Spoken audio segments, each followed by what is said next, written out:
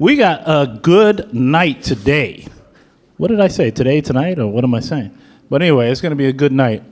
Hopefully you've already had a little bit of snacks. I did promise those, right? All the little emails you got, I said there's going to be some snacks. Right? I'm good with. There you go. Thank you very much. We've got a few more people that are coming here that we want to make sure are ready to go. But in the meantime, I just wanted to share with everybody here that why it's so important today is and this year is that this is the 10th year of Silicon Harlem. Yo! Wow. So I would dare to ask, has anyone been with us for 10 years? Yes, yes. You off and on? That's cold-blooded, brother. Off and on. I didn't ask for that. But anyway, that's good. Anyone who has known us for like in the last 5 years? Oh, well, just about everybody. Well, some people anyway. So that's good, because the reason why we created this new logo just for this year is because it's not just we did it. It's really because we all did it. So that's why we call it 10 years together. And that's our motto for the entire year. It's 10 years together. And last year we were using the term onward, getting out of COVID and all this other craziness. So we were using this onward, onward, onward. And then we realized we're hitting 10 years. And it means something for everyone, for us anyway. We definitely believe that the work that's been done has not been by ourselves. You guys, many of you have volunteered to work with us. You've helped teach some of the kids with us. Greatness has come out of all of that. So that's why we wanted to start. You know what day it is today? Day is number 10. And our big time conference that we have in October, normally later in the October, but it's the 10th month, and we're going to do it on the 10th day. So make that and put that in your schedule now, wherever you're planning. I know half of you probably going to be traveling and all that kind of good stuff, but put down 10, 10, 23. Important, because it's going to be big. We're going big with it. So I'm looking forward to that, looking forward to seeing everybody throughout the year as we go. Tonight, as you saw in a lot of the correspondence, is that we've got a chance to talk to some real people that are dealing in the investment world. And that's important, right? Just to learn more and more about that and hear what people have to say and how we're going to make this work and all that kind of good stuff. And you're going to have your opportunity to talk as well. You're going to have your opportunity to ask questions, share what you're doing. We want to see that happen. And I'll be begging as well. Hell, I mean, it's like we're going to all try to figure out how this goes. So without any more, let me get the rest of the agenda. So we're going to do the talk about investment first, and then we're going to talk about my predictions. So stay with us.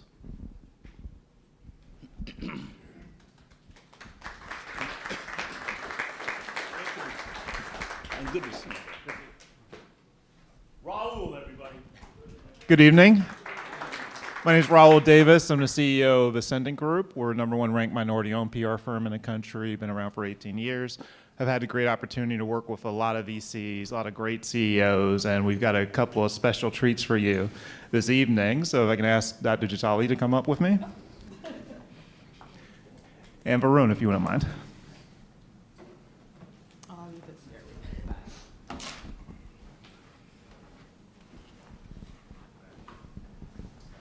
So Dr. Jitali, she is a crypto hedge fund. She's an angel investor. She was 2019 New York Mother of the Year as well.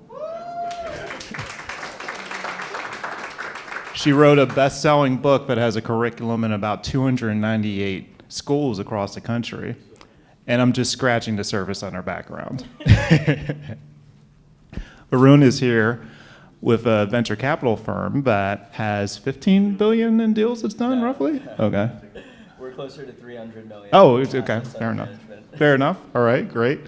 And what we're gonna talk about tonight is I'm gonna start by asking them to give a little more background on themselves. We're gonna get into what do they look for in terms of businesses that they invest in. We're going to talk about challenges, and then we're going to get questions from you. Everyone on board with that? All right.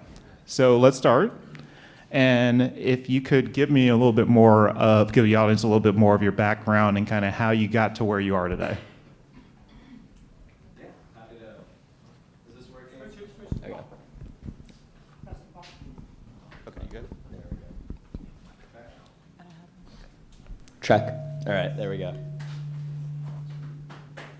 All right, hi everyone. My name is Varun Devatha. I'm an associate at FF Venture Capital, based here in New York. We have an office in New York. We have an office in Warsaw, Poland.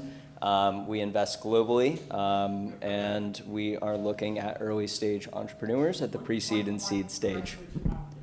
Closer? Better? Perfect. All right. So, Raul, you were asking me about myself, my journey, how I ended up in venture capital. I think one of the greatest things about venture capital is that in order to be able to be successful in this field, you have to have an understanding of the way that the world operates. And why I say that is because you can come from any industry, you can come from any experience, and you can have something to say when it comes to deciding about an investment opportunity. And so I myself am a non-traditional candidate when it came to applying into the venture capital realm, and I know there are many others out there just like me. When I first graduated from college, I did Teach for America. I taught 5th and 6th grade social studies. Transitioned from Teach for America into a role at a venture philanthropy firm called New Profit. Spent 2 years there, where I focused on economic mobility and the future of work. In that realm, we were primarily doing venture philanthropy. So we were taking a VC-style approach towards supporting primarily nonprofit organizations. Most of the times, when nonprofits receive funding, they only receive capital. That's how most foundations work when they're supporting nonprofits. Not all, but many. We took a different approach by providing strategic support, advisory support. We had, at my previous employer, an advocacy arm that was focused on policy as well, that leveraged the insights of nonprofit entrepreneurs to turn that into policy recommendations for federal, state, local officials. And that was really important because you can see the intersection of how everything from the nonprofit realm, the for-profit realm, and the policy realm can all influence each other and create a better world for all of us here today. Now, in my realm, I saw that a lot of for-profits were actually driving impact when it came to economic mobility and the future of work. When you think of rapid reskilling solutions, alternative education providers, many of those are in the for-profit realm. Many ed tech solutions in the for-profit realm as well. And so when I thought about what I wanted to do next in my career, I thought that the for-profit realm might be an exciting opportunity for me. And so thought about my experience in ed tech, or using ed tech as a teacher, thought about my experience as a venture philanthropist, and ended up applying into the venture capital realm, and here I am today. You got any of that 300 million on you now? Not yet. Unfortunately, the wallet doesn't carry that much. All right, so Dr. Chitali, if you don't mind. So first, I would like to start with a group activity, if you guys don't mind. We're going to say a financial affirmation. Is everybody in? Say yes. Yes. All right, so this is something with our curriculum, our finance curriculum that's in the school systems. We do with our youth to build their financial morale and let them believe that and understand that they can become multimillionaires. So the first thing I'm going to say is I'll say the first words and I'll point to you guys. I am one idea away from being a multimillionaire. Awesome. I want you all to understand that literally it's just one idea away. Right? Especially in the tech space, I think you understand. Sometimes you might, 10 years into it, sometimes you're struggling to scratch the surface in tech, and then you blink and overnight, someone's like, I'm gonna give you 300 million for your business, right? And so you're literally one idea, but you have to believe in it, you have to do the research. And so for me, my background is former investment banker and forensic accountant. And so when I went into investment banking, ironically, how it started, I was a 16-year-old paid intern for Credit Suisse, First Boston. And the reason why at 16, instead of going to the movies and bowling like most people were doing at 16 years old with their friends in high school, when I knew I was graduating early, I saw my stepmother and my mother figure struggle financially with budgeting and financially be a responsible person. And she scared me straight.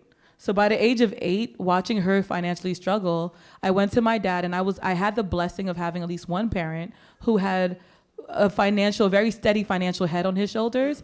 And I went to him and I was like, I don't want to be like her. She's really bad with money. Teach me everything you can about money. And so by the time I was 14, I started doing this program called Development School for Youth. By 15, they were like, well, you're too young to do the actual, paid internship, but you can apply for them. And I got accepted to Deutsche Bank, Morgan Stanley, Credit Suisse, and they already saw something in me, and I started. And then by the time I was 16, I was able to start in analytics, and I loved analytics. I love numbers. It made so much sense to me because it reconciled down to zero. And I was like, well, how do people go broke or have budgeting issues when you just have to follow the numbers and pay attention to them, right? And so then, as an adult, you learn that there's more that goes into it. But working at Credit Suisse and then staying there, I eventually worked towards my Series 7, 63, 66. And before I left the investment banking world to go to forensic accounting, I took a portfolio from 14 million to 104 million in a year and a half. And when I did that, it was 60% venture capitalism and startup, and the other 40% was options trading. And so I'm a numbers person, right? And so eventually, after leaving the corporate world, because I became a mother, which is part of why I won the 2019 New York State Mother of the Year award, I built, as an entrepreneur, I built my business and my brand with my child on my hip. So in the beginning, you would see me vending at events so I could get to know more principals and teachers, so I can get into more school systems with my 2-year-old in a stroller. And I would put him by 3. I was putting him to work, like hand out these business cards and make sure everyone who passes mommy's table gets a business card. To date, now I have 81 rentals worldwide, Ghana, United States, and in the UK. And as an investor, I've invested in many startups and venture capital companies that have done very well, who have more than 10x'd, and the list continues. And for me, it's really important to be here to give you guys access to this knowledge and the analytics and what do I look into when I'm looking at a company to decide what I want to invest in, how have I been so successful in these spaces, because I know that I had a lot of amazing mentors that poured into me. In the beginning, it was mainly men, and it was crazy because I used to be like, I want female mentors too. And the last 4 years, I've had some amazing female mentors as well who have poured into me. So I think this part of being here and connecting with everyone is so important. And when I say 81 rentals, some people, the Burr method, and about the level of debt that normally comes with real estate. But one of my biggest flex, or the one thing I like to brag about, because I don't brag about a lot of the things I do, is that my current debt is only 179,000. And so that's my biggest flex, is knowing that to have such a big portfolio, I barely have debt. So I use good debt, and I use debt in a good mannerism, in a positive way, because sometimes we hear debt and we shut down, right? We think about all the bad things that debt can bring to the table, but we don't realize that we can actually debt can be a good thing, and it can maximize what we're doing in this world. So on that note, that's who I am, and that's why I'm here.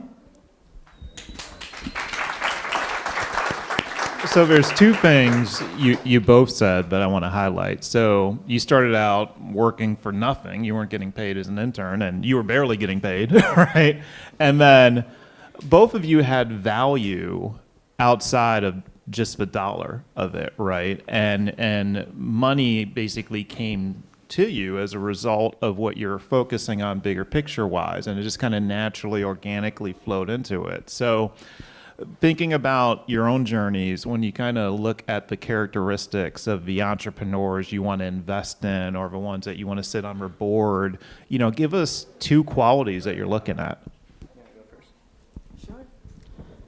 So one of the first things I look at is who's your team, right? If you have a person who has already successfully scaled $1 million businesses, I'm looking to see that kind of a team, a lineup, and make sure that your structure makes sense to me, right? Because if you are doing everything by yourself and you're like, hey, give me 100 million, but you don't have a team, I'm going to be very scared to give you 100 million, right? Especially if I don't know that you have a track history of having done this before.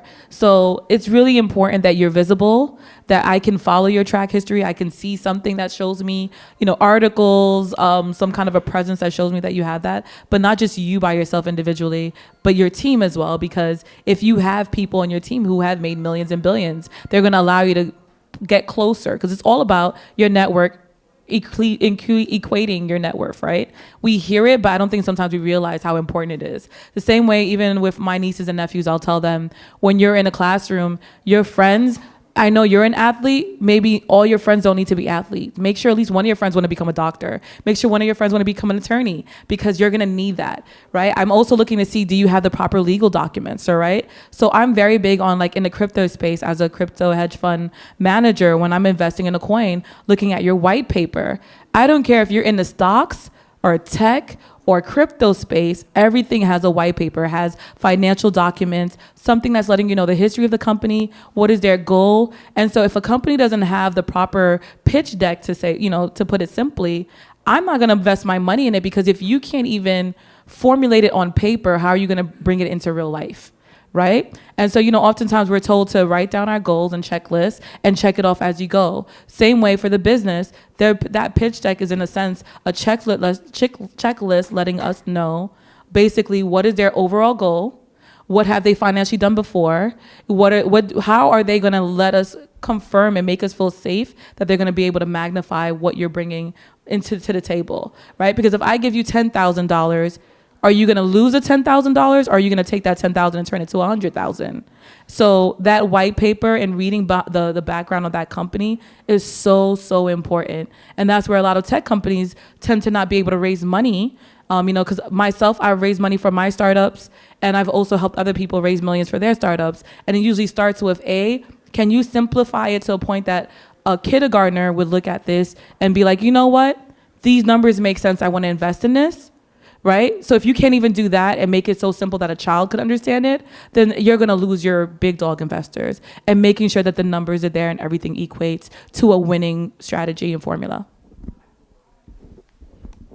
So great, especially the tips about associations as well. I had a client who used to say, if you have 9 broke friends, you're bound to be the 10th. The opposite's true, though, too. If you got 9 wealthy friends, you're bound to be the 10th. So associations do matter. What 2 tips do you have? I think the first thing that I would say, first off, +1 to everything that was just shared. I think that the first thing that I would say is it's important to know who you're pitching to and kind of what type of business you're starting. Not every business is a venture style business. Not every business is meant to be a mom and pop shop. And so the investors that you are going to go to, the funders that you are going to go to, are going to be determined by what type of business you want to create. And that's hugely important because, one, you might go to a CDFI, you might go to a venture-style investor. You may be so early in your journey that it's important to go to an incubator or an accelerator. And so kind of knowing who your audience is and where you are in your journey is a first important starting point. When it comes to what I think about at investing at this earlier stage, one of the things that is really important when looking at the team in particular, because, or I'll start there, is I think about the importance of proximity. It's not a concept that I can say I can claim as my own. It's something that was drilled into me by my former employer. But the idea is this, that the people who have the lived experiences that are trying to create solutions for individuals from the same communities as them, for individuals that have the same backgrounds as them, those are the people who are going to be the most motivated, they're going to be the most educated on a given topic. So if you're trying to provide solutions for individuals who are returning citizens, who are formerly incarcerated, if you have a background as someone who is formerly incarcerated, or you have loved ones, family members, friends who are formerly incarcerated, then you're going to be in a much better position knowing all of the emotional and just mental and physical and any form of impact on a given human being. You're going to know what that takes and what it means to be in that position, and you're going to be able to create a better solution than anyone else. So that's one thing that is hugely important. And the second is the market. And when we're investing at the earliest stages, we know that companies aren't going to be what they set out to be from the moment that they start. And so in order for us to feel comfortable, we have to know that the TAM, the total addressable market for a given opportunity, is going to be in the billions or trillions of dollars. Because if you're going to change a product from being A to being B, C, D, Z. Talk about that total addressable market a little Yeah. bit more. What does that mean? How does one calculate that? Yeah. The way that we think about total addressable market is going to be based off of a couple different elements. One is going to be the price per unit that you're selling, because the TAM is going to be, you can calculate this bottoms up, you can calculate it top down. Top down is going to be research based. You can go to any website out there that you can pull the size of a market based off of however they calculated it and go from there. But when it comes to bottoms up, the way that we like to think about it is if your price per unit for your given product or service is, let's say, $5, how many customers do you think that you can have that will pay $5? And you essentially do a basic multiplication from the number of customers times the price per unit sold. And then you get your TAM. Thank you. How many solopreneurs do we have? It's just you and your business? Anyone? Okay, we got a few. So in that scenario, if it's just you right now, how do you go about building out your team and growing the business to the next level? So the first thing I will say is, so every team, no matter who you are, I believe that you should build out not just personal credit, but business credit. That is one of the first things I always tell people, right? Business credit, you can start building your business credit with $100 or less, and just making sure that you have an LLC, C Corp, S Corp. So if it's just you by yourself, making sure that your business is structured properly, making sure that you have the protections in place, like trademarked, copyrights, whatever you need to protect your brand and your IP. That is the biggest mistake I've noticed with solopreneurs, is that they're not protecting their IP. They don't even have an NDA that you can create for free online. And they're just spreading their idea with a lot of people who are in the room who have more money. And the problem with that is if you don't have an NDA, a non-compete, if you don't have the proper structures, a patent and certain things, sometimes you're going to put yourself in a position where someone could take your idea and run with it, right? So the first thing I would suggest is that, right? So to win is before you start to create your team, if you don't have people around you that can do it for free, and when I say for free, let's keep in mind as well, the barter system, right? So it's not fully free. Sometimes you're gonna get people, once you frame and protect it and put it in a place where you can now go out to the world, because now you have your trademark, you have your copyright, you have your different IP protections, you can now start finding people who believe in what you believe in, right?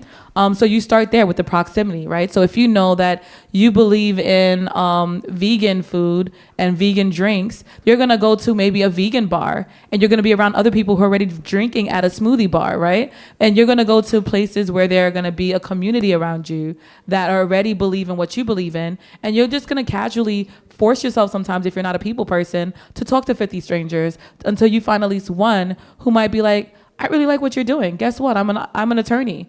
I can help you with X, Y, and Z going forward. And you might allocate some sweat equity, that you put to the side specifically for people who help you to a certain degree, right? So you can start building out your team once you've protected the basics by, one, going to locations that can help you, going online and finding as many free resources as you can, because so many of these, there's grants that are just sometimes abundantly out there for our businesses. I remember we taught this one young lady, this young girl, she was 17, and we were able to find her a $20,000 grant so she could braid hair. And my hair is braided right now. But when she was like, oh, I like to, I want to have a hair shop to braid. And she's like, but I need a license. I need to go to cosmetology school. I need the startup money. Just by Googling it, she was able to find a grant that gave her $20,000 to start her business, right? So before you start building out the outward team, if you don't have something you can barter, like myself, when I became an entrepreneur, I knew how to do QuickBooks integrations. So some of the people that I needed to have on my team, I went to them and I was like, hey, I know you have a lot of paper documents. I'll help you create I'll integrate your QuickBooks for you. I'll help you set up your base of your QuickBooks. And in return, if you could just allow me 3 hours to pick your brain in regards to how you set up X, Y, and Z, or how can I get into this room, or how can I blah, blah, blah. So that is another thing I really tell people is really important, is whatever skill sets you have, bartering that and starting with that in order to, make sure you can build out your team if you don't have the financials. And if you do have the financials, don't look at it as a loss. Pay for the mentorship. If you can afford that mentor, pay for them. If you can afford to be in the room that's going to, a conference that's going to allow you access to people who all have billion-dollar hedge funds, and that means almost everyone in that room might be probably a potential investor for your business, then you must invest in yourself so you could be in the right rooms and attract the right people that you need to hire. But once again, if you don't have the money, there are so many free resources. It just really comes down to Google. And that is a beautiful thing about the AI space that we're in right now, is that a lot of things are free at your disposal if you're willing to do the work. Even personal business credit. If you're like, my personal is bad, and you feel concerned, then guess what? There are so many books, like the Credit Secrets Bible, which is a black and gold book. And that book, I remember when I first came to this country and I was really starting to build my personal credit, I was at 520. Within a year of having that book, I was at 710, right? And it was by writing 20 letters to all the credit bureaus. And it was the same letter. It was repetitive. It was annoying. And then keeping the Excel format of knowing that, okay, I sent this letter on this date. They have 30 days to reply. And if they don't, now I send this letter and I can get these inquiries removed so I can start building my credit. So, there's a lot of things that you could do by yourself if you're a solopreneur to build your access and get to the next level. But if you don't have if you have the funds and you want to save your personal time, then pay for the experts who know what they can do. I want to ask you a mindset question before we go to our final question, before we open it up to the audience. So one thing that I think is fascinating about the VC world is the selectivity that has to occur, right? Because there's so many opportunities to look at, and you've got to kind of dwindle that down. And then the second is the idea of just like acceptable loss. Like everything's not going to work out. And I think, what is it? You want 1 out of 9 or 1 out of 11 to hit really big, right? So can you talk about what entrepreneurs can learn from that in terms of prioritizing their time and overcoming setbacks? Yeah, absolutely. It's interesting because it's on both sides of the equation. You feel bad because there's so many. There's I think the founding partner at our firm was just featured in the Wall Street Journal in a article about the anti-portfolio, and this was a portfolio, or this was an article which essentially stated X fund missed out on Y, Z opportunities that came through the door, and they said no. And so there's a lot of loss in our world as well. Robinhood was one of our losses. We missed out on that opportunity, for instance. Exactly. I'm chuckling too. But I say that because I think what that means is that you have to hustle. Like that's the simplest way to say it. And I think that it means putting yourself out there, and it means knowing kind of where the who's who is, and then also knowing that people at the bottom rungs of the ladder can open just as many doors for you oftentimes as people at the top. And so I say that because of two things. So one, helpful hint for a lot of these big events that people pay thousands of dollars to go to around the country, whether it's an insurtech event or whether it's a fintech event or health tech event, a lot of the important conversations are happening behind closed doors. They're not happening at the main events. They're happening in rooms at dinners or parties or whatever that aren't on the agenda. And so putting yourself out there, getting to know that these things are happening, that's hugely important. And being at those events, obviously. And I think the second piece is when it comes to knowing that folks at the bottom rungs of the ladder have a lot of insight, that means that there's going to be a few different elements that you have to think about as an entrepreneur. One is who your customers are. The second is who other entrepreneurs in the space are. And the third is who investors that are relevant to you are. And so if you have any opportunity for mutual connection, if you have something where an entrepreneur, a customer, or someone that works at a given company, an investor, also lived in Harlem, cool, reach out. Be incredibly personalized in your communication, because if I get an email that feels copied and pasted with the only thing changed is my name, the last thing I want to do is actually respond to that. It feels incredibly inauthentic. And honestly, we get tons of emails a day. We see hundreds of companies a week. And just being able to see someone say, hey, Varun, like I went to the same school as you. I have this background. I see that you're interested in impact investing. Given your background, you have this experience in ed tech or in education. Why don't we chat? Cool. I'm much more open to that conversation. And I think the last part of this that I would say is that it is important to build yourself up before you go to pitch. And so a conversation with someone, asking questions about how you can make your pitch deck better, how you can make sure that you are reaching customers better, how you are structuring your pricing strategy better, really getting folks invested in your vision by making them part of your journey, that's going to make them want to help you out so much more when you actually go to fundraise. And so they're going to be in your court and making referrals for you at that point in time, and you're going to have much better strategy, you're going to have a much better pitch deck, and you're going to be ready to rocket ship. Yeah, it's an interesting point. I want to follow up on that. We were just at this conference in Miami, and there was like $100 billion in the room. And even in that setting, I'm in the branding and PR space, and there were people who had photos in the brochure that looked crazy. There were presentations that had 800 words on the slide and breaking all these kind of best practice rules. And these are people at the highest level. How do you know if your stuff is short, right? Because like a lot of times people think that what they have may be good enough, but when it runs into people looking at it, there's a gap. So how do you just determine that, or should you always ask how to make it better? I think it depends on the scenario. I think, let's say that you are at a point where you're already comfortable, you feel like you've asked all the questions, you've put a pitch out there. If you get a no response, like it always helps to ask why. I can't say that we always respond just because of the volume that we see, but if we feel like we had an authentic conversation and I felt a connection with the entrepreneur, then I'm gonna be more likely to provide that insight. I think the second piece is being intentional about the questions that you're asking in those follow-ups.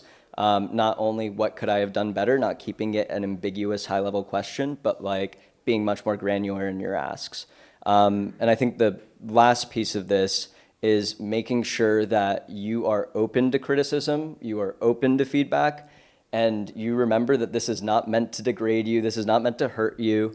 It's purely to help build you up. And whenever I think about myself, if I'm doing something wrong in my job, like I want to know first time that happens so that I can resolve that issue and move forward in a better position. And I think it's the same for an entrepreneur. You got to know instantly and constantly ask for that feedback and iterate accordingly. Perfect, thank you. And before we open up to questions, a mindset question for you as well. So you've done so many great things across a number of sectors, and you're still continuing to strive. So can you just kind of share a little bit about what your mindset is day to day? So the first thing I will say is when I left corporate, I didn't realize I had put myself into a box. One of the books that helped me was this book called Breaking the Habit of Being Yourself, and it's by an author named Joe Dispenza. If you haven't heard it, great book. And it's, it does everything from meditation, and the list continues. And what was really great for me was because I didn't realize I had put myself into a box. And I just was kind of hitting this brick wall because I just had this idea of what success was supposed to look like, not realizing that sometimes success is just getting into the room, not necessarily getting a yes while you're in the room, right? Just being able to soak it up and just be there. The second thing for me is I do not fear rejection. And so I invest in real estate. When I first started in real estate, after leaving corporate, I didn't want to spend all my savings. So I started with wholesaling. And wholesaling, you get a lot of no's, right? You get rejected.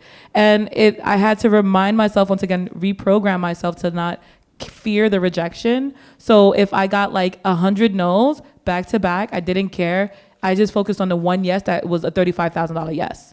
Right? Because sometimes that's what it is. You get 100 no's and you can get that one yes that is $50,000 or $10,000. And that $10,000 is like, but all I did was pay my phone bill for the month. And now this one $10,000, it didn't bruise my feeling, doesn't bruise my ego. If anything, it made me perfect my script. So whenever I'm looking into a new sector or something I'm going to invest in or I'm going to take part in, the first thing I do on a daily basis is like, what is my script? Is my script tight? How many no's am I getting? Because eventually when I perfected my script, before we had people like Corcoran and Keller Williams asking us to help them with their wholesaling script for their agents, I got it down to a point where I was only getting rejected 20 times.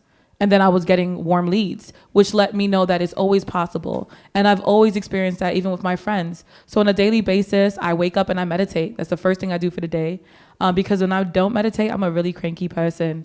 And I learned that about myself, right? And I'm a mom. I'm a hands-on mompreneur. So my first step is meditation. My second step is seeing what is my outline for my son for the day and making sure that I incorporate him into my schedule so that whatever meetings I have, I'm not burning myself out on both ends. And so when I realize I have a day where I do burn myself out, then I'll make sure the next following day that my team that I've trained very well are gonna step up so I can step back. And that's my second thing that I do is constantly making sure that even if I thought, the next day I had 10 calls lined up, if I had a day where I just kept getting random mini fires that I had to put out, then I know the next day out of that 10, there must be at least 3 or 4 people that I could scale back on so that I can make me time and self-love time. And so that's on my daily, my weekly basis. And even when you're in the middle of it, the thick of it, and you think, no, this is go time, crunch time, I don't have time for me, you always need to make time for you. Because mentally, if you are burnt out, trust me, it shows up in the room. And so like, for instance, there'd be days where I would have to go to something that I might have paid a lot of money to be in that room, so now I'm going to show up. And I remembered back in the day, I used to feel this inauthentic space of I have to put on a smile because if I'm in there cranky, no one's going to want to talk to me. Guess what? People can feel when you're being fake. So when you're there, like, they can look at your face and be like, that's not a real smile. I don't want to talk to her. She's fake. So guess what? It would be so funny. The days that I would get the highest engagement, on a day where I'm cranky, I would walk in, I look cranky, and I would just still say hello, but I'd be cranky and I'd be quiet and reserved, and I would still get great attention, right? Because I was being authentic. And if somebody asked me, how are you today? I'm like, you know what? Today I lost some money. I'm not that good. But that authenticity, showing up as yourself and being honest and just being who you are, you actually draw in more people. And so when I'm happy, because I'm normally a happy person, it also attracts people. People could tell the difference between the fake and the real. So on a daily basis, I remind myself that you are good enough, you meditate, you make your time for yourself, even if it's something simple like, taking an extra bubble bath or making an extra cup of tea for yourself. Find what your ritual and your happy is and ensure that every day you make, even if it's 15 minutes, you carve out that time for your happy, no matter what your situation in life is. Even if it's going outside and having lunch outside for 15 minutes. So that's normally my mindset for the day. Reading a book that can also, or reading things or looking at articles that also can help me financially get to my next level. Because technology is constantly changing, especially in the crypto space. Who here has heard about Bitcoin NFTs? Raise your hand. All right. It's all over the news right now. So how could I be in a crypto space in an ever-evolving metaverse blockchain world and not constantly be reading something that's going to hopefully better my mind and make sure that when my clients come to me and say, why didn't you invest in FTT? And, I want you to invest in it. And I'm like, I've had other investors because they're clients and everybody kept talking about it. They just ran and invested, right? But me, I was like, well, let me read the white paper. And I was like, I don't think he has enough crypto insurance for the amount of money he wants to move. And I didn't like his business model. I was like, I think we're going to sit this one out. And guess what? We saw the news about FTT and FTX, right? And so it's just even knowing those fundamentals. So just constantly also learning. So mindset is also knowing that you're going to always ever evolve and ever be in a learning space where you're, no matter how much of an expert you are, even when we call ourselves experts, that there is always someone in that room who knows more than you. There is always a buffet running around. And sometimes the buffet is going to have a hole in his sneaker. So you just got to always be open to learning, right? Because sometimes we see the hole in the sneaker and we're like, this homeless man is giving me advice, right? But that homeless man, might have been a billionaire one day and just lost it in 1 minute, right? And so he still has $1 billion worth of game. So I'm always also open to just wandering around so I could randomly meet someone and being open to learning whatever I'm supposed to learn for the day. That was wonderful. Now, I want to open it up to questions, or if anyone wants to do a 90-second pitch on their business, either one. Okay. I'll take the mic around. And while I'm taking it around, I see a hand already. I just want to mention that one of the honors we have here is a brand new person to America. This young lady is from Ukraine. Everybody, please stand up. Sean, how do I pronounce her name? Help him. Yeah. So I'm Tatiana. Tatiana. Tatiana. Okay, good. So, let's welcome her. All right. Thank you. So this is kind of a strange space for me to be in because I'm not really in this world. I'm a scientist, but I work work with someone who is also a scientist, and together we developed a medical device for disabled women who need to give urine samples, which is a very difficult thing to do, especially for women with mobility impairments. We developed it, we patented it, but again, we're scientists, we're not business people, so we really don't know where to go from here. So that's why I stopped by. I'll help you with that. Sounds good to me. I'll be right back. Anyone want to take that? Go ahead. Yeah, happy to jump in. So I think one of the things that's important to know about the investors that you speak with, if you're speaking with investors at any point in time, is knowing who's the right person, who's not. I am not your right person for investing in your endeavor. We don't do biotech, we don't do healthcare, and so I'm the wrong person for that. But I do know folks that are the right people. And so my gut reaction to what you're sharing is that there's a few elements that are important to consider. One is, even if you have a patentable technology, what does it look like, or in your ideal scenario, what is the best case scenario for that being transmitted across the world, across the country? What is someone willing to pay for that? What does it look like to even get that to market through, I imagine, all the FDA trials and whatnot? And if you have a lot of knowledge already in the role that you have, the business realm, having a business lead is not necessary for all companies. We have a lot of technical entrepreneurs that come through our door that don't know anything about starting up a business from day one. And the things that I was saying before about just going up, having those conversations, asking those questions, that's the most important thing. I, for instance, didn't know anything about data labeling in machine learning. And one of my colleagues from undergrad came up to me and he said, I developed this impressive process for doing this much quicker than anyone else. It's going to save them this many dollars. It's going to save them this much time. And I was like, okay, run me through the logic of this. Now I have a basic understanding of how it works. And from there, I'm able to ask him all the questions about how he's thinking about pricing strategy, where we're able to work backwards from where he wants, what his vision is for this. And we're able to determine kind of a process map and flow of how things should be progressing.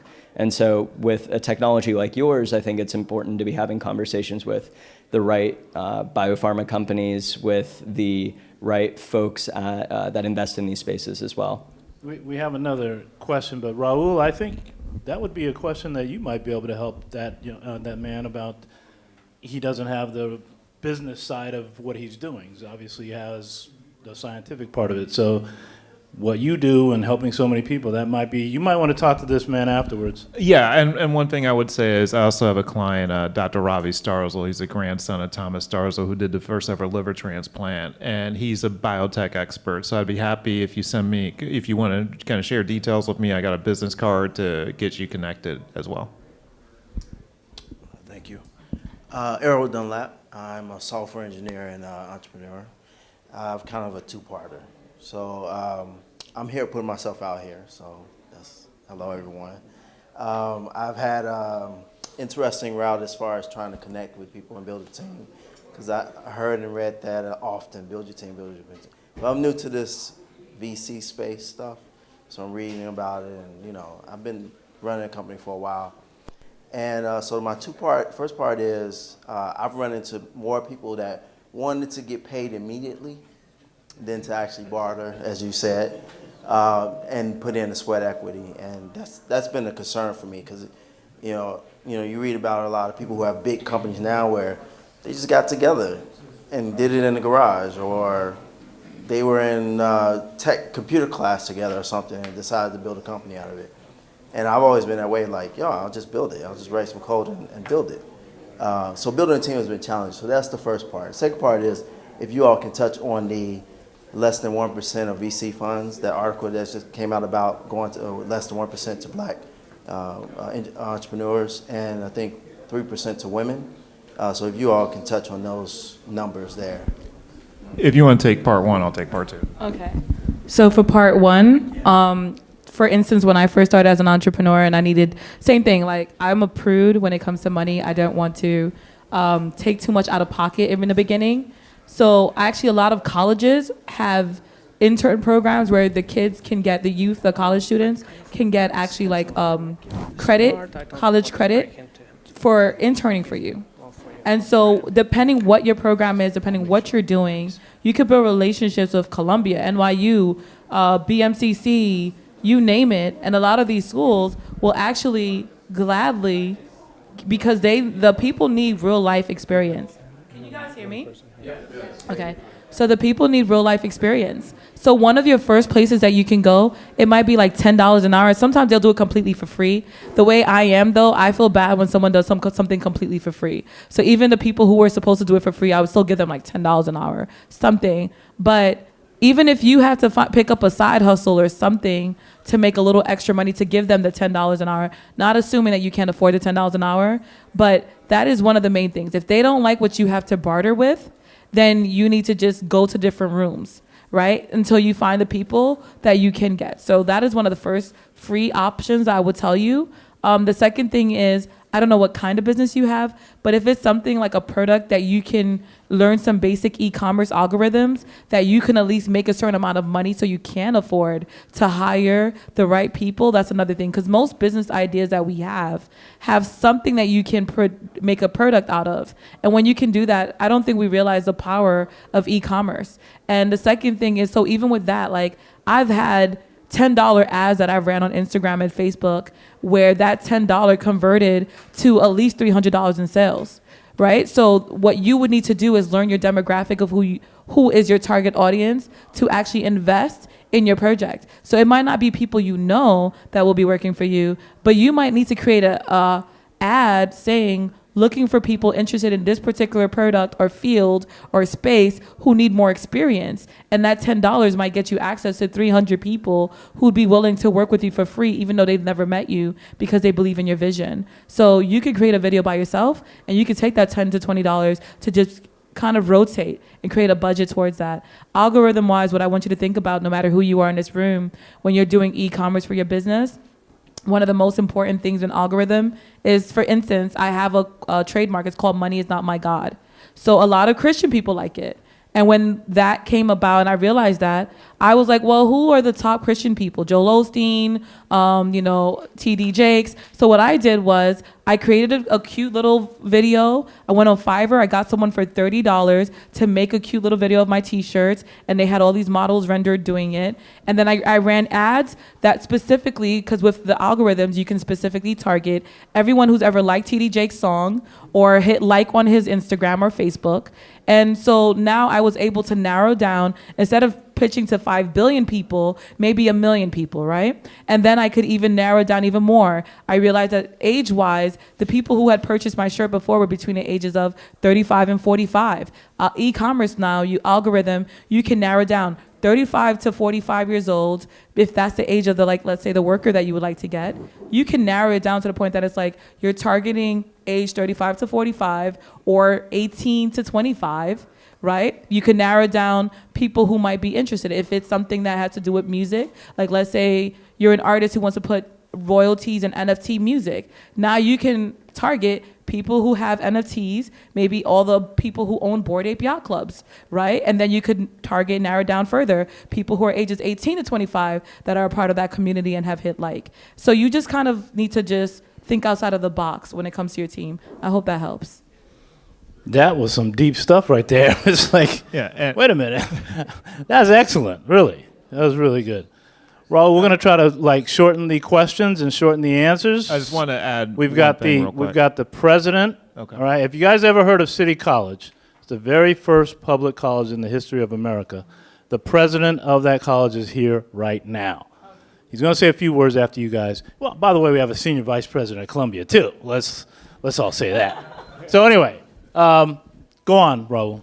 Yeah, I was just going to say, there's a global playing field now in terms of looking at who you can work with, right? So guru.com and Upwork are websites that you can put out whatever you need, and you'll find somebody who will work within a very reasonable price. Lastly, in terms of your question about diversity in the VC space, The numbers you gave are true, but I would say over the last 18 months, there's been some real shifts in this space. The VC world has shown a deeper commitment to wanting to work with more diverse businesses.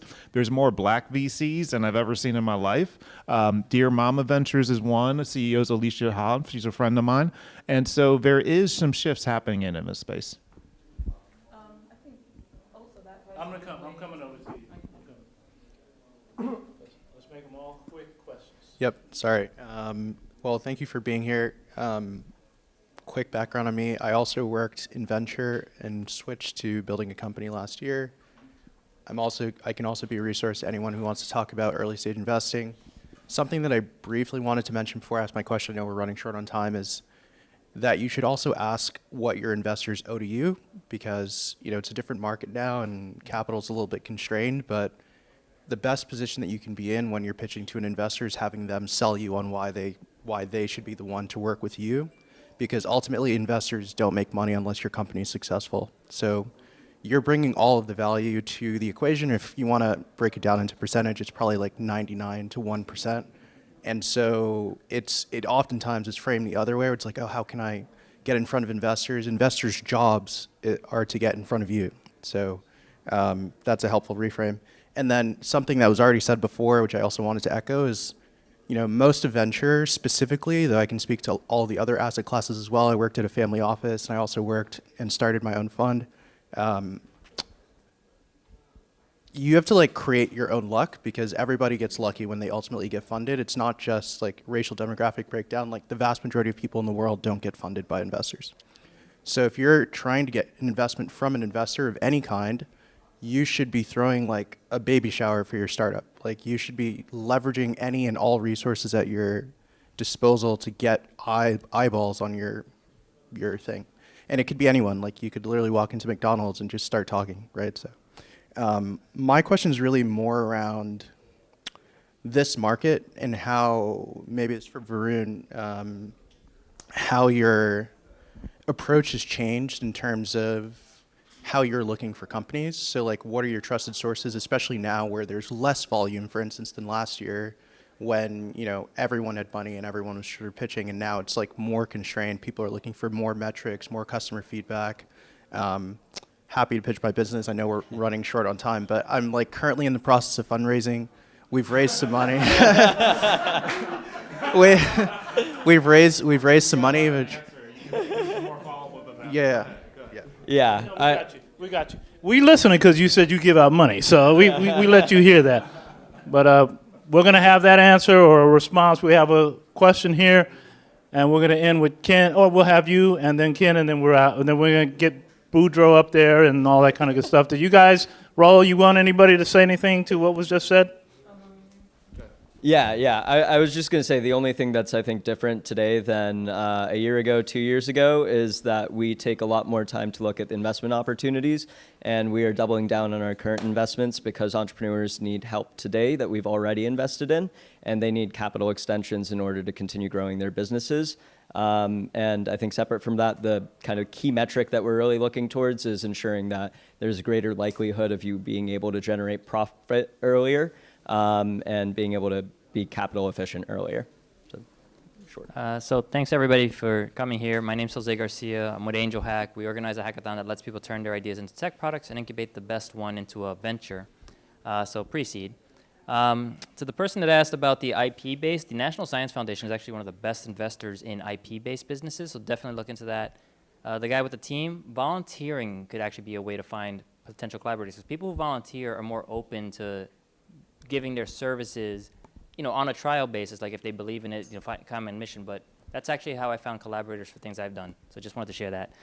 My question is challenging the mom of the year, which is great thought, on the white paper. So I agree with you entirely that you need to have a clear direction of where you're going. But a lot of times businesses pivot, right? And they change direction entirely. For example, YouTube was a dating site before it became a content creator, because they figured that was actually more, what people like, the actual content. So how do you deal with, you pitch this idea, you have your pitch deck, but then you find that, after testing it, it goes to shit, pardon the language, and you have to pivot, and maybe even start from scratch. I curse a lot too, but really. All right, so to just be fully transparent, right now I'm building a youth-friendly event space in Ghana, in Accra, right? When I first started the business, and just is going in regards to pivot, when I first started the business, I was partnering up for a young lady, and she just had this idea of creating a child-friendly museum. And I mean, for about almost a year and a half, I was hitting my head against a brick wall to try to raise even $1 million with her. And we got to like 35,000, and I could not find investors to do it. And me with an investment banking background, I'm like, we're not giving the investors any way to make their money back. And it's almost like you're asking them to give to a charity. Like, where is the money that's going to sustain this? And I remember that I was talking to one of my mentors, and she said it's really important to have, find a way to not always have to go to GoFundMe to raise for your charitable or even go broke, because you're never going to hit your first million, if every time you blink, you're giving back to a charity. And so I came up with a concept of sustainable charity, and I pivoted. And with sustainable charity, my idea was creating a youth-friendly event space where we would take 10 to 20% of every event to put towards the local youth. So now to give you an example, because we had raised 35,000, now I had investors' money. And so what I did was, first off, I tend to make sure I have a certain cushion. So before I started raising money, especially because I wasn't unsure, I made sure I had a clause in my contract that said, if we need to pivot because financially this idea or this business model is not working, you give us 6 months to a year and we'll return your funds to you with no interest. But you give us a year to a year and a half, and we'll return your initial investment back to your initial capital back to you. And then I went to the partner and I said, look, this is what I think is going to really make sense and will allow investors to make their money back. We can add a course component to our event space so that we can also make money using e-commerce for having a course. She didn't like the idea. She thought it was a dumb idea. And I said, okay, then we're going to go separate ways. And I took my idea, my building, my space, and I converted the idea. And in the last 7 months, we're now up to 2.1 million out of our $3.75 million goal. And I haven't even aggressively pushed it to investors. And it was because my business model made more sense. The numbers made sense. And the 35,000 original investors, because I showed them the new business model and how they wouldn't be investing in a money pit, but now I actually had something that was going to allow their money to give them a guaranteed return. It was a no-brainer for them. So when you have to pivot, it really comes down to your original contract, making sure that you have a clause, and also making sure that you're not just dumping someone's money into something that is really a mosh pit. You try your best to have at least business credit so that if you need to return 35,000, that you can just go take out no personal guarantee loan and give them back their 35,000 and start with the new idea. But you have to have your fail safes built into your contract. And once again, that whole no interest thing, very important, because some people will want to maybe get 15% because you held their money for 35,000 for a year. But realistically, most people have their money in a regular bank account and they're not even making 3% on their money. So unless it's someone of a bigger posture, something to keep in mind as well. Hopefully that helps. Wait a minute. Can Dr. Jatali break it down? I mean, can she break it down? I mean, really? Wow. Ooh, okay, I just got nervous. Hi, everyone. I'm Anastasia. So quickly about what I do is that, how many entrepreneurs are here? Show of hands. Okay, and how many small business members are here who maybe have like 3 or more employees working for them? Okay, awesome. So basically what I do is that I help business owners like yourself basically enhance your employees benefits package, so that way if something were to happen unexpectedly on the job or off the job, it's not costing you any money. And for entrepreneurs, what I do is help you solidify a financial foundation, so as you continue to grow your money, when things happen to you unexpectedly, you have a cushion to fall on, so you're not taking it out of your other investments accounts or your banking or your 401ks or any of your real money. You have other money set aside for the things that happen unexpectedly. If you want more information, holla at me after this. But my question, 2 questions for you, or for anyone who can answer. One is that I know that if my business pick up the way I expect it to, because I know I'm going to move in towards estate planning, financial planning, helping entrepreneurs set up college planning for their children in the future, and then moving towards credit specialists later on this year. So I know it's going to pick up, but my thing is, how do I establish a really amazing team in terms of maybe it's a personal assistant I may need to hire, tax preparer, accountant, business lawyer, or you need a business manager. Because this is not where I'm going to stop. I want to grow my business, become a serial entrepreneur. And that leads me to my second question is when I want to ask you is as I continue to grow my business, how do I go about asking investors to invest in me? Because similar to like Johnson & Johnson, they have multiple products and business underneath their umbrella. That's what I want to do. And I'm also going to plan on being the first Afro-Latina woman to ever do that. So I really want to know how can I establish my team and how do I get investors to look at me and take me seriously? Before Dr. Jatali jumps in, I just want to say one thing. There's a app called Blink, which allows you to like read books really quickly, like within 15 minutes, really fast. One thing I'd encourage you to do is all these areas you want to grow in, you want to learn more about, do some of that before you even do the hiring, because it will just help you understand what to look for more. And it's not that you need to become an expert, but if you have at least surface level knowledge, it will help you have more discernment. So I second that. Blinkist. Yes. So I fully agree with that first thing that he said. So when I was in a space where I was hiring people and I felt like every time I blinked I had to fire someone, I actually hired a professional to teach me organizational skills and how to hire. So I actually hired someone to teach me how to hire people. And the last 2 years I haven't had to fire not one person. And one of the simplest things sometimes is just paying attention to detail. So like, for instance, if you set up a resume, and I mean, people are sending in their resumes, you can say, like, let's say on Indeed, please sign your name in blue ink. Now, if that person cannot even follow something so simple as signing their name in blue ink, I can't tell you how many people, if 1,000 people send in their resume, and I mean people with PhDs and degrees that were past mine, right? People with all these big companies that they worked for, and they didn't sign their name with blue. She taught me, one of the simplest things she taught me was, then for you, if they didn't write in, hi, I'm colorblind, so I actually don't know what the color blue is. So I just blah, blah, blah. Or, hey, my blue ink is broken on my computer. If they didn't give me a reason, obscene or not, as to why they didn't do it or actually just did it, that just narrowed down out of 1,000 people. Sometimes I would be down to 300 people who actually signed in blue. So it's making sure you hire people who pay attention to detail. Like that in itself, when you're hiring your team, is important.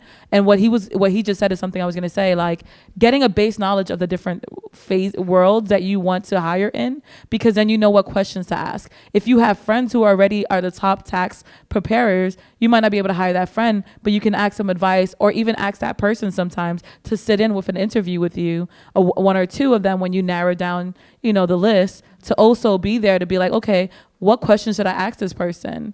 You know what I mean? And so that is going to be another thing, leaning on sometimes your network, or at least asking other professionals who are in top position. I think you want to add something to that? Yes. Yes. One of the things I find, as an entrepreneur, I don't hire people. I use folks that are on the web already. So I use I have an accountant that lives in Utah. He's online. He only charges me for the work he does. I have a personal assistant who will break down the minutes that she uses to do things. So I pay per hour. It makes it a lot easier, virtual.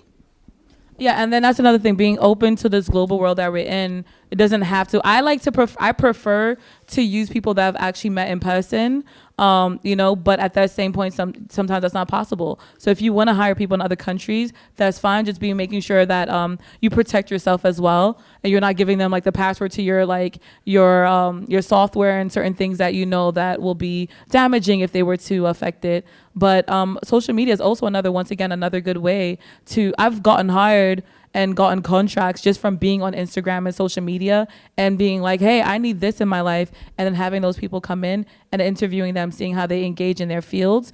Also, if they have a big following, especially if it's an organic following, and you could tell, because if you have 100,000 followers and only 10 likes, then that lets you know that this person might not be authentic. So sometimes, especially if you build up your budget, you can work towards that as well. But your second half of your question, did you or Barun wanna? Okay. What was your second part of your question real quick? How would I take investors to take me seriously because I want to have multiple businesses similar to Johnson & Johnson? Oh. That's the thing I'm all over with. Yeah, I think that's like you're asking the right questions. I remember diligencing an opportunity where the entrepreneur had a solid product that they were developing, and then they had told us that they were essentially, we're on the public markets now. We're going to be able to scale. Like, we're raising not only the money from a venture capitalist, but we're looking at big banks trying to raise $500 million when their initial product hadn't even reached like $10,000 in recurring revenue. And so, and so I think it's important to know what is realistic and what is reasonably ambitious. I think that as an investor, what we want to be able to see is you are putting your heart and soul into your core product, your core offering, and then thinking about expansion maybe as an aside for the moment. And obviously you can have these big lofty ambitions overall, but I think every single startup that you see scaled today started with one product, started with one service, and then they expanded. You look at cybersecurity solutions, they started with one item, and then they expanded into all of these other different aspects that they could sell to customers. And so knowing what is going to be the thing that enables you to sell to customers more effectively, being able to pitch that to an investor and saying this is where we could expand in the future in terms of cross-selling, upselling, that's important for me to understand. And that's kind of gets at this like TAM question, right? Like, I want to know what your immediate market is based off of your initial product, but then based off of all your cross-selling, upselling, whatever new products or services you're going to introduce, then I can think about the total addressable market. That's like the piece where I'm like, okay, she has a great idea for the initial thing, but then I can see how this scales and becomes massive, and I can sell everything to Johnson & Johnson at that moment. Add one more thing to hiring people. When there are a lot of people who are retiring from their 9-to-5 jobs and taking early retirement, but then they go home and they get bored. And they are looking for sometimes as well for somewhere to work just to make a little extra side money, passive income. And so the resume is very important. Going back to that, looking at who are their references, what companies and corporations have they worked for, how many years of experience do they have, and being able, when they give you the years of experience, also having older people who are the experts sometimes in this space, or sometimes like someone like myself, I'm only 37, but I've worked in finance for 21 years of my life already at 37 years old. And I've already made I've made a nice nest egg for myself, and I've done a lot, right? But my resume, if you look at it, you don't have to look at my age, you look at my resume and you look at the corporations I've worked for, and there's not one of them that I've worked for that you can't call that wouldn't give me an amazing review, right? So that's gonna be very important. If everywhere this person leaves, they have a story, well, it wasn't me. And if it's always not them, you might not want to hire them. Last question. This is the man that has what's called Black Facts. So if you walk around the city and you look at the Link NYC kiosks, it's his information during Black History Month. Make your question quick. Well, thank you. And before the question, I want to thank, it's because of Clayton and Silicon Harlem that I was able to meet the folks of Link NYC and present that idea. So thank you so much, Clayton.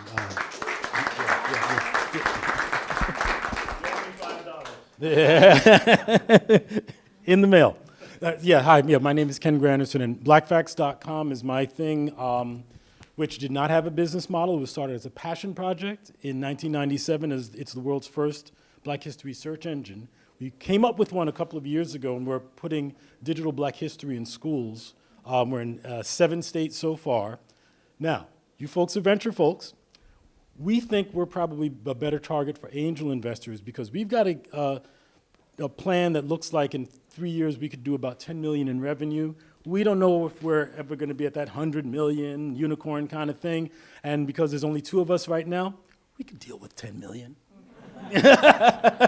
But so I'm not sure about that, but I would like to share a couple of things for some small entrepreneurs like, we're in my space here. There's a local organization called Institute for Entrepreneurial Leadership, IFEL, run by a sister named Jill Johnson. They're about to have a conference. It's mostly a women's entrepreneurs conference in March. Look them up on LinkedIn, or you can find me. They're also working on a Black Angel Investors group. You right there, look up, yeah.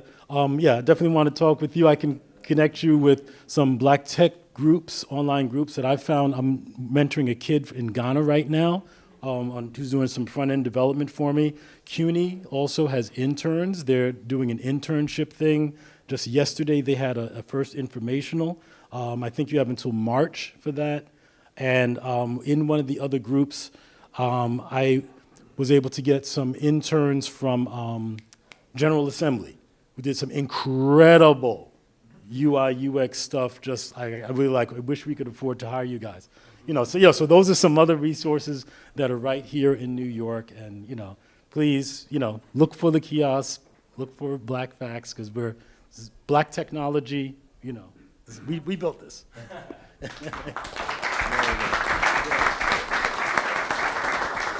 So if you want any final comments you want to, any last message? If you are pitching a venture-style idea, happy to have a conversation. If you are pitching other types of ideas, happy to try to have a conversation. I can't promise that I will have the answers, but happy to try.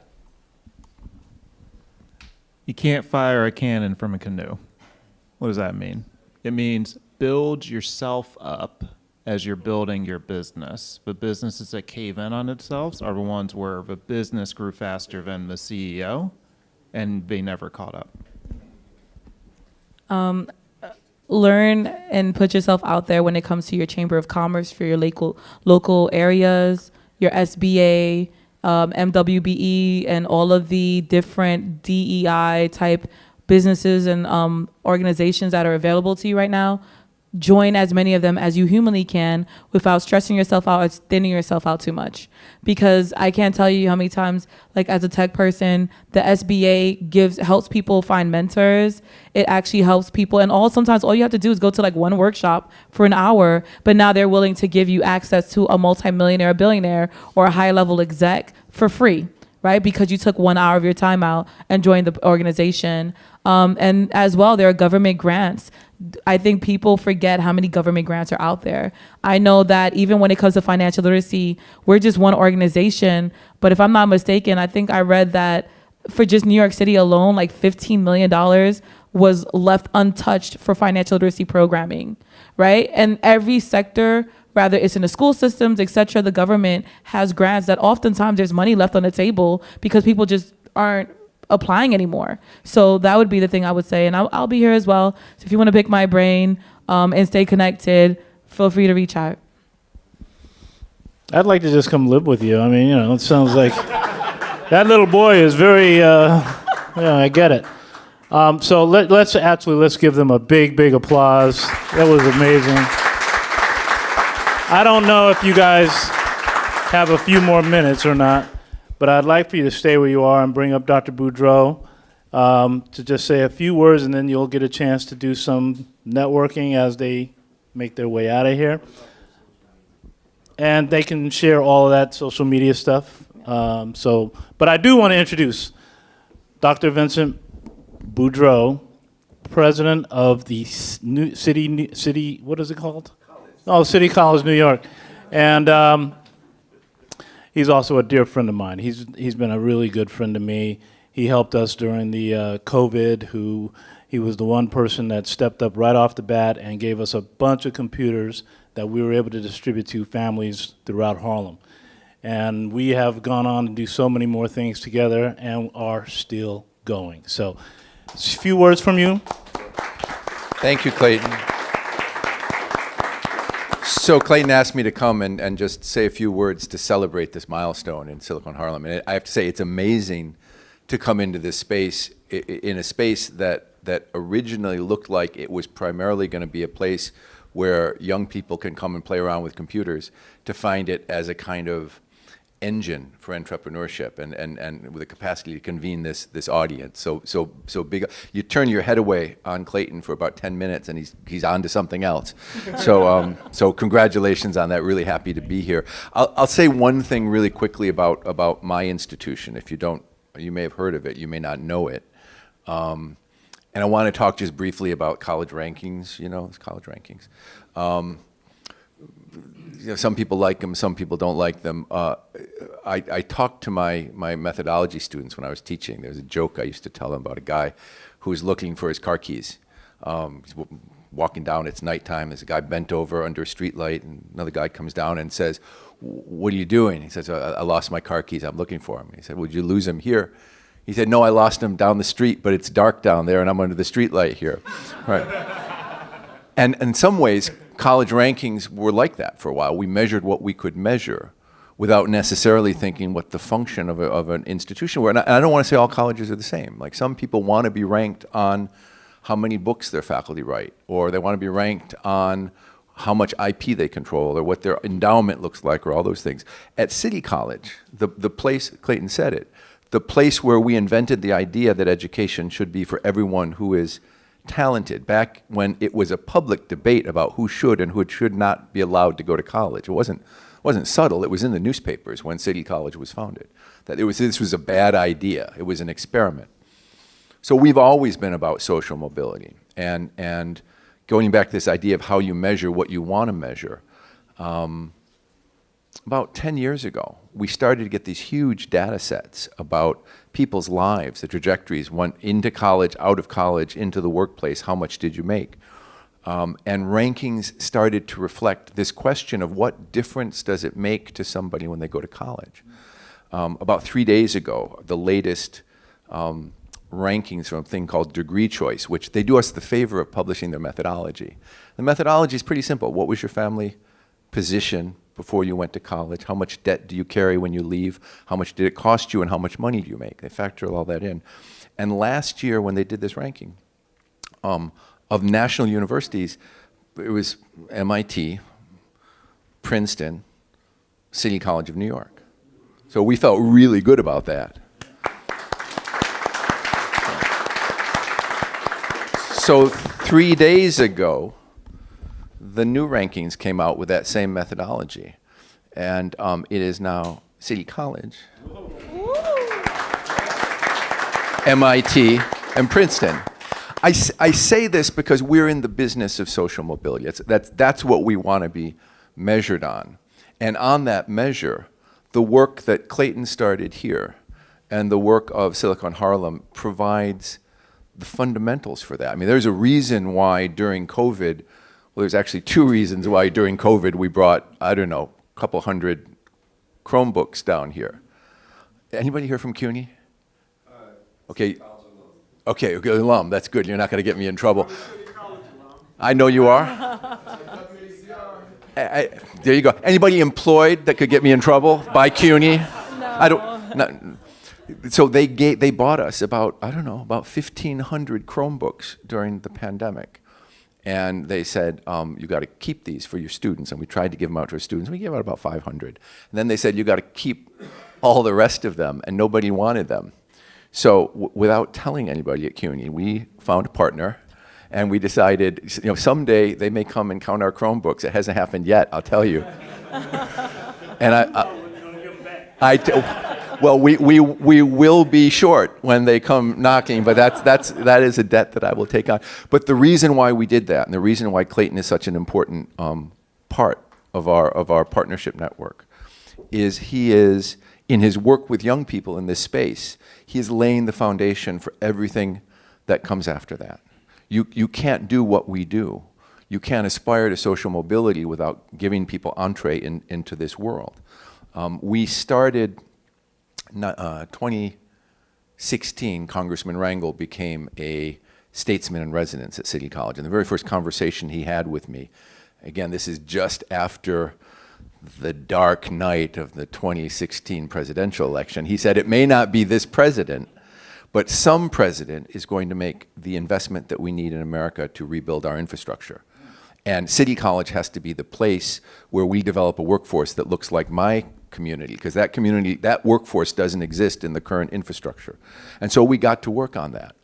And what we decided really, really early on was that we're not going to be, obviously you've got to train people on OSHA safety, you've got to have them get their truck driver's license and all these other things.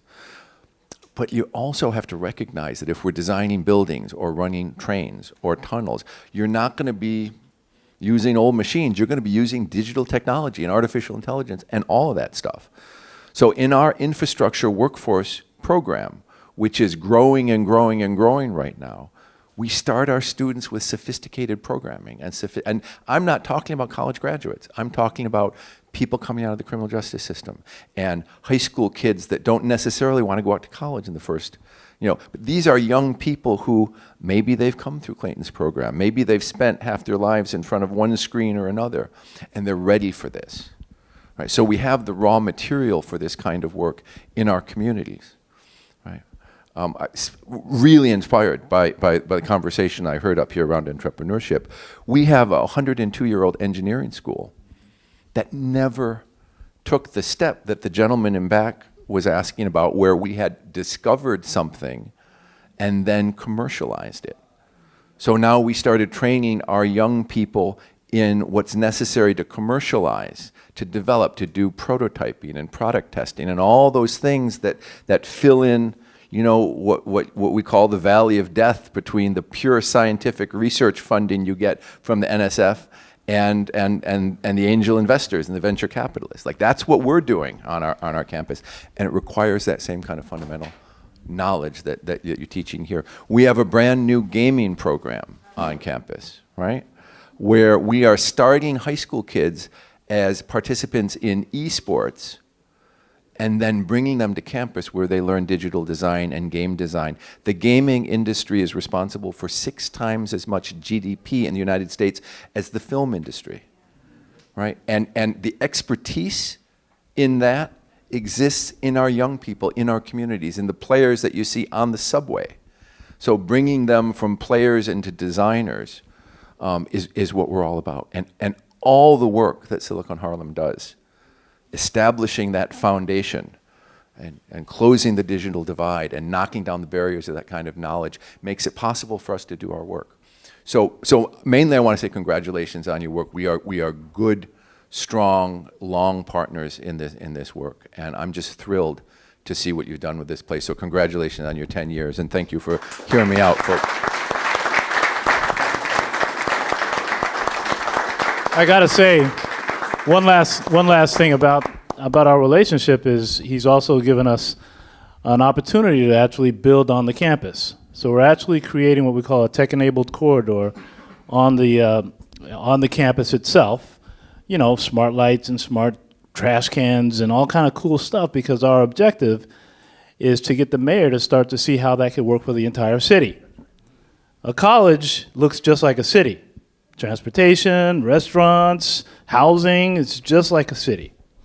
So we need all of you to get behind us on this particular program, because we do think it'll make a big difference in all communities, especially those who've been left behind. So thank you for being here, Dr. Boudreau. Thank you for all you're doing.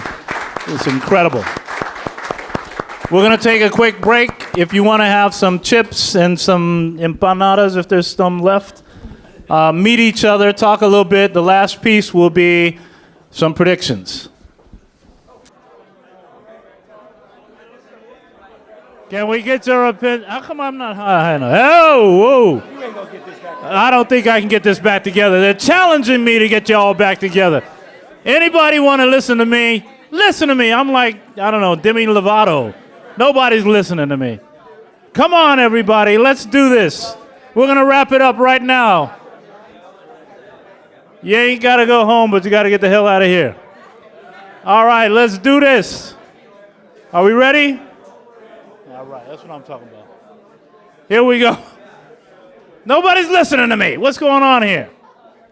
All right, here it is. Here it is. I'm only going to give you one final comment about my predictions. I will share all 10 of them another time, because I can tell the networking is exactly working. So all I'm going to say that when you hear my top 10 predictions, it's going to be under the title of artificial intelligence. Not just what you've been hearing, but you're going to hear what I see, where AI is going across the world and in space. I'm going to talk about that. So y'all were ignoring me, so I can't tell you everything now. But on the next time we get together, I want to share that with... Oh, wait a minute. What a minute. What? What? I'm just telling you. What you need to hear from me is game-changing on all levels. Keep on with the networking. If somebody hangs out for another 10 minutes, I will give it to them. All right? So get the networking going, and we'll go from there. Yes. Perfect timing. It's perfect timing. He's been all over me about it.